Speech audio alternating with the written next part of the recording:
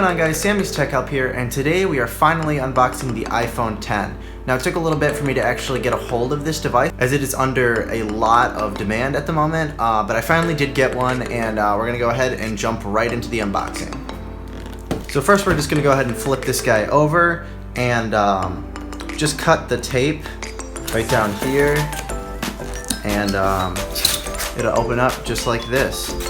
And so now we just can go ahead and flip it back over, and the iPhone X is right there.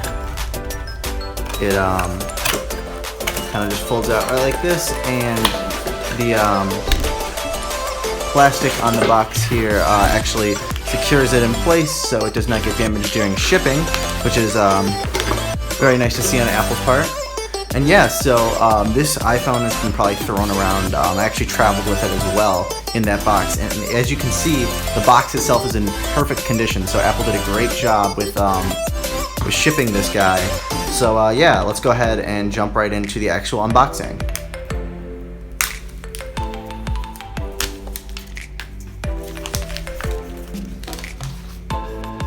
So it's a very similar design to every other iPhone. If you've ever opened an Apple product before, you know the drill.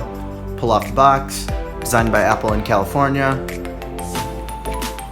And underneath there is the iPhone X. So real quick, I'm gonna go ahead and set this aside. We're gonna take a look at all the other wonderful stuff you get. It's pretty standard year, pretty standard stuff. Hello stickers, pretty much, you know, your paperwork, everything else you normally get.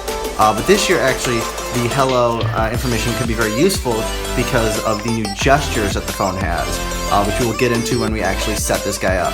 And one more thing too to mention, again, just your standard headphones and lightning to headphone jack, which we saw with the iPhone 8 Plus, so glad that everything is the same there. And just normal USB brick and lightning cable as well. So let's go ahead and clear all this stuff off and jump into the actual setup of the phone. Alright, so we're going to go ahead and turn it on. It has a very long power button this year. We're holding it down, and there you go. Let's turn it on. So while it's turning on, we're going to go ahead and remove the plastic.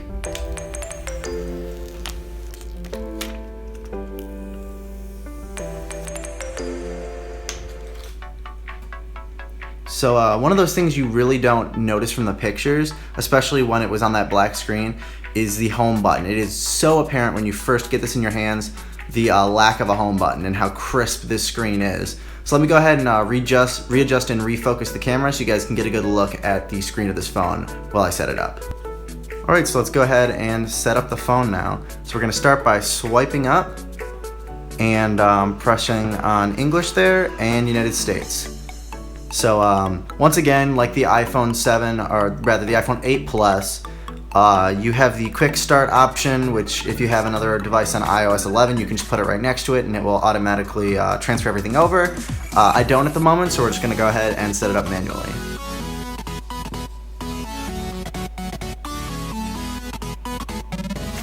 So next is the standard choose your Wi-Fi network, so we're going to go ahead and pick that. And once you go ahead and put in your Wi-Fi, it'll jump to the activation screen.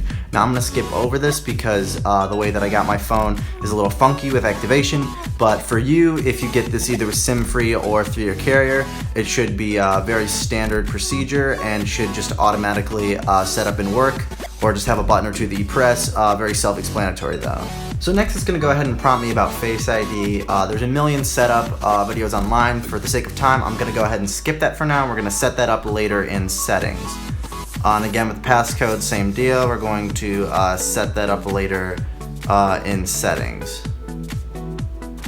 And we're going to set this up as a new iPhone, although you do have the option to restore from an iCloud backup, restore from iTunes, set up as a new phone, or move data from Android. And same deal with Apple ID. We're going to go ahead and skip that.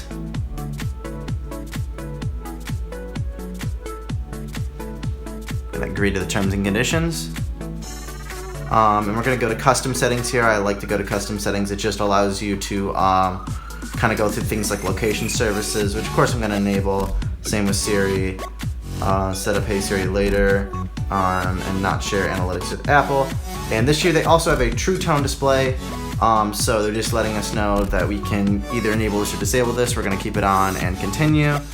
And it's just reminding us on how to actually use the device, which is swipe up to go home. Then it's also teaching us to switch between apps.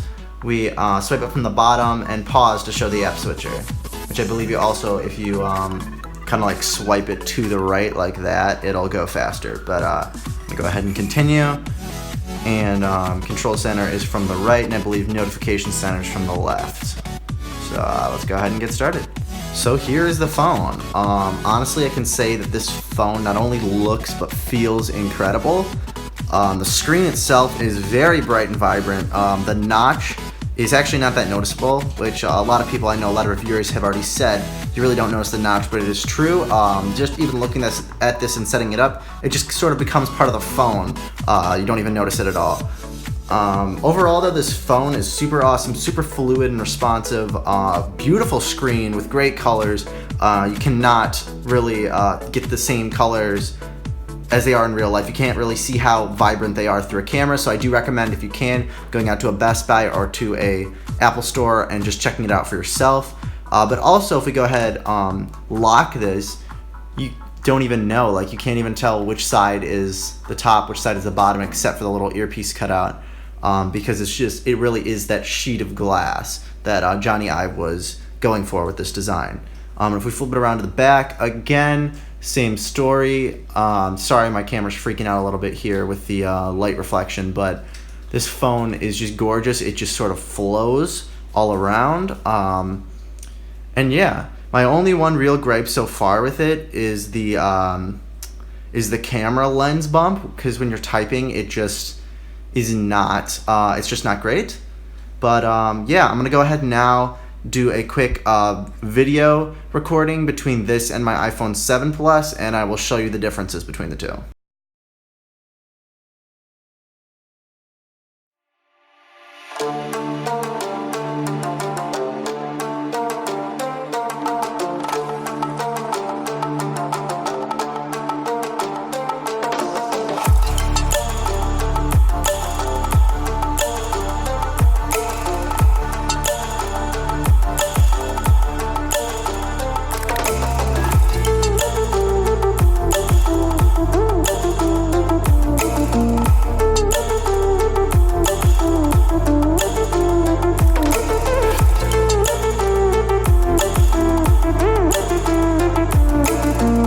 So that about wraps it up for this video, guys. Thank you so much for watching. If you enjoyed this video, please leave a like, but most importantly, guys, as always, have a great day.